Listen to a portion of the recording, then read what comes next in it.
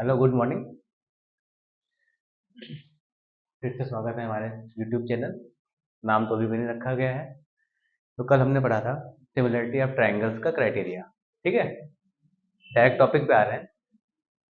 कल तीन क्राइटेरिया पढ़े थे: side angle side, side side side और एंगल एंगल एंगल।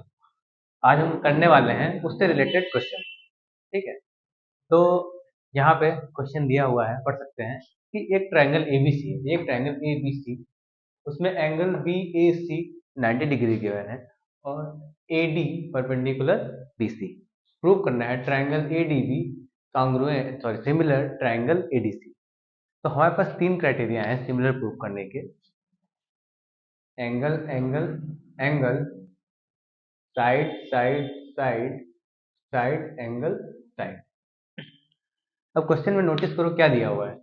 एक एंगल यहाँ पे दिया हुआ है, ठीक है। दूसरा परपेंडिकुलर बीसी, मतलब ये 90 है, ये 90 है। बस सिर्फ और सिर्फ एंगल्स की बात हो रही है, साइड कहीं पे भी नहीं है। ठीक है, तो ये दो क्राइटेरिया यूज नहीं होंगे। कौन सा यूज होगा? Angle angle angle.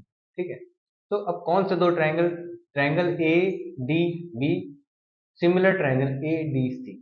इन दोनों ट्रायंगल्स को हम सिमिलर प्रूव करते हैं। चलो, देखते हैं।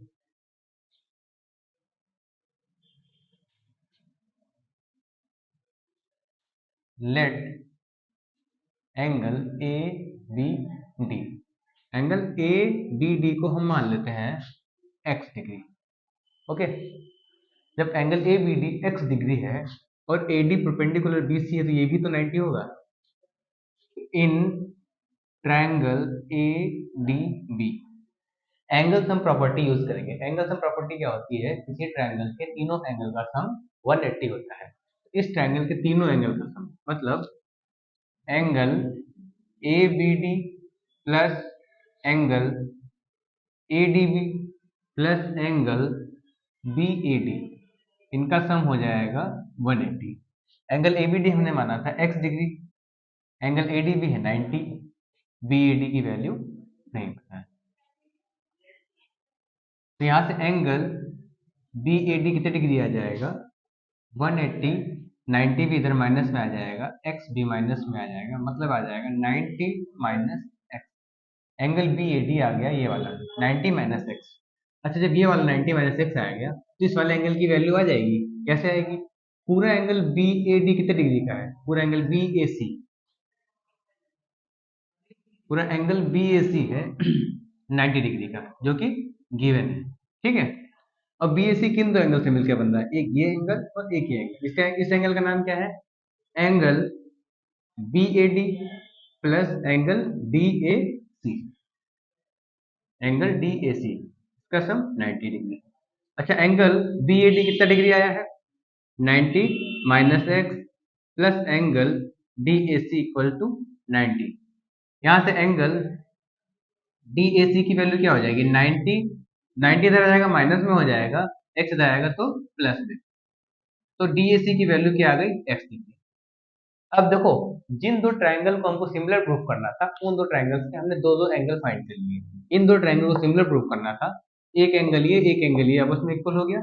दूसरा, इसका एंगल बी कितना माना था हमने? एक्स माना था, और इस वाले ट्रायंगल का कौन सा ये वाला एंगल? एक्स आ गया। अब कंपेयर करते हैं।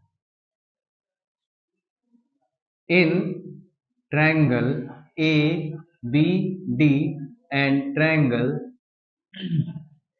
ए डी सी, देखो angle A D B equals to angle A D C. क्यों? Both 90 degree. Angle A B D, angle A B D equals to angle A B D की value x है, और x किस angle की value आई है? D A C, angle D A C. क्यों है? हम प्रूव कर चुके हैं। यहाँ पे लिखेंगे प्रूव्ड एबव। ठीक है, एबव इसलिए लिखेंगे, जब कॉपी में करेंगे तो वो नीचे की तरफ रहेगा, तो ये ऊपर प्रूव होगा, इसीलिए प्रूव होगा।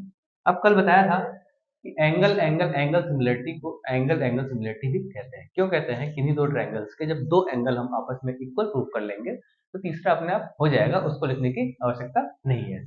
तो कौन सी? बाई एंगल एंगल सिमिलरिटी ये दोनों ट्रायंगल क्या हो जाएंगे?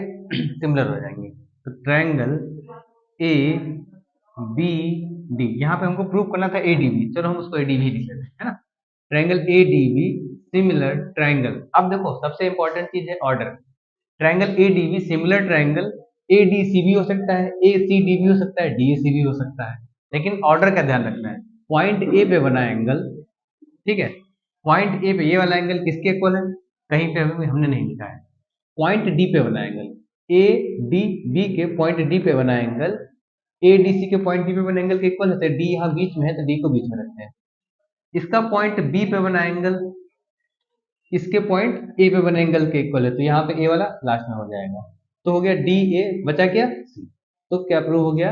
ए डी बी सिमिलर ट्रायंगल सी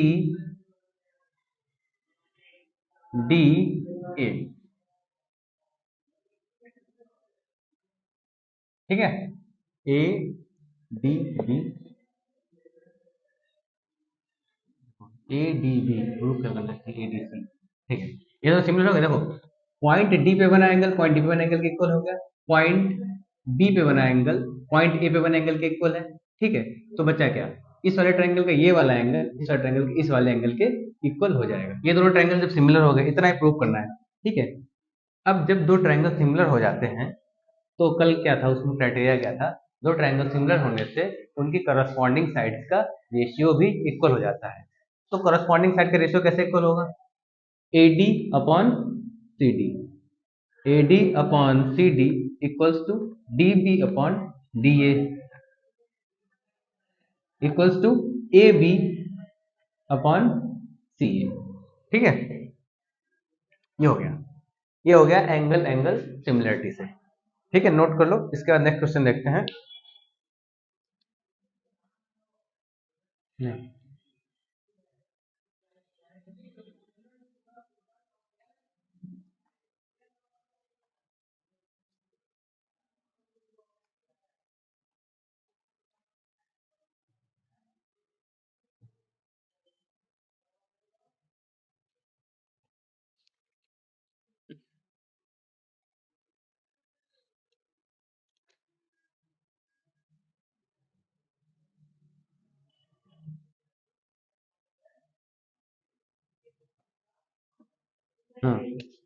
एक डायग्राम बना हुआ है।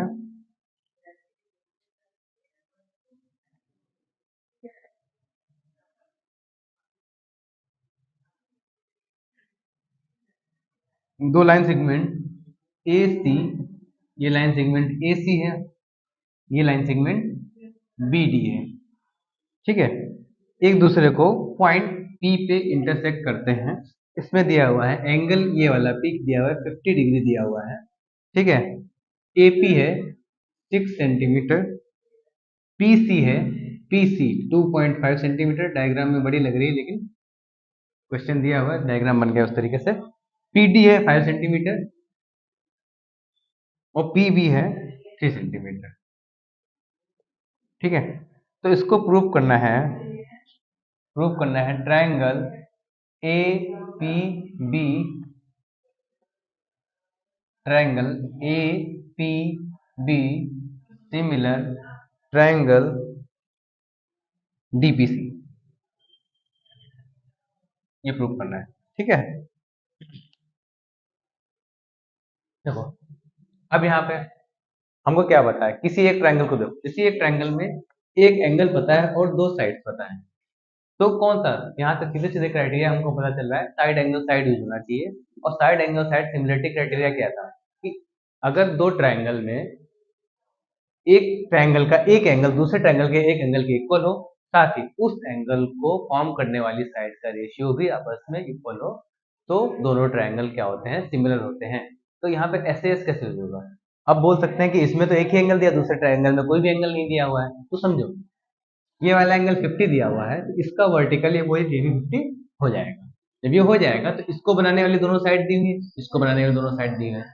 चलो तो हम रेशियो देखते हैं पहले, यानी कि इस साइड का एपी और पीबी, पीडी और पीसी का रेशियो। अच्छा, तो एपी अपॉन एपी का रेशियो किससे देखेंगे? पीसी से, एपी अपॉन पीसी कितना आएगा? एपी कितना है? 6 है, पीसी कितना है? 2.5। अब यहाँ अब देखिए ऊपर डेसिमल नहीं नीचे डेसिमल, डेसिमल कट करेंगे 0 बढ़ा देंगे। कैसे कि जब 5 4 जा सॉरी 5 5 जा 25, 5 12 जा 60, रेशियो क्या आ गया? 12/5। ओके, दूसरा रेशियो देख लेंगे, बीपी अपॉन पीडी। बीपी कितना है हमारे पास? 3, पीडी कितना है? 5।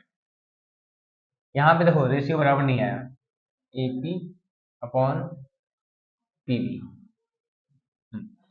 अब देखो एपी अपॉन पीसी क्या आया? 12/5। बीपी अपॉन पीडी 3/5 आया। रेशियो इक्वल नहीं आया, मगर हमको सिमिलर तो प्रूव करना है, तो रेशियो एक बार चेंज कर सकते हैं। एपी का रेशियो पीडी से देख लेते हैं, ठीक है। अब यहाँ पे क्या कर सकते हैं, एपी का रेशियो हमने देखा पीडी के साथ, तो एपी कितना है? 6 है, पीडी कितना है? 5। इसको ऐसे रहने देते हैं। बचा क्या? बीपी। इस वाले साइड ट्रायंगल की साइड बीपी बची, इस वाले ट्रायंगल की साइड क्या बची? पीसी। बीपी अपॉन पीसी देखते हैं, बीपी कितना है? 3 है, पीसी कितना है? 2.5। ठीक है, अब देखो इसको भी 2 से इंटू कर दो, इसको भी 2 से इंटू कर दो। किसी भी फ्रैक्शन में या रेशनल नंबर को डिनोमिनेटर और न्यूमरेटर को सेम नंबर से इंटू कर सकते हैं। तो 3 2 जा 6, 2.5 2 जा 5। अब देखो दोनों रेशियो इक्वल आ गया, पहले रेशियो इक्वल नहीं आया था, इस बार आ गया। मतलब इस एंगल्स को बना दें। कौन सा एंगल इक्वल है?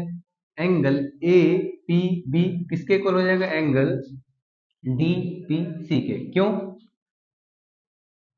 वर्टिकली अपोजिट एंगल, ठीक है। अब देखो अगर मान लो ये एंगल नहीं भी दिया होता तब भी इक्वल होते, क्योंकि वर्टिकली अपोजिट एंगल कुछ भी वैल्यू हमेशा इक्वल होते हैं। अब ए पी बी को बनाने वाली साइड डीपीसी को बनाने वाली साइड का रेशियो इक्वल है, जो हम प्रूव कर चुके हैं। क्या प्रूव कर चुके हैं? A P upon B D equals to B P upon P C. Ratio equal है ना, तो लिख देते हैं प्रूव्ड अबव। जो एंगल्स इक्वल हैं उनको बनाने वाली साइड्स का रेशियो हमने क्या कर दिया? इक्वल प्रूव कर दिया, ठीक है। तो कौन सा क्राइटेरिया लग जाएगा? साइड एंगल साइड से triangle A P B similar triangle D P C, ठीक है। तो दो क्राइटेरिया हमने पढ़ लिए, angle angle angle similarity, side side side similarity. इसके बाद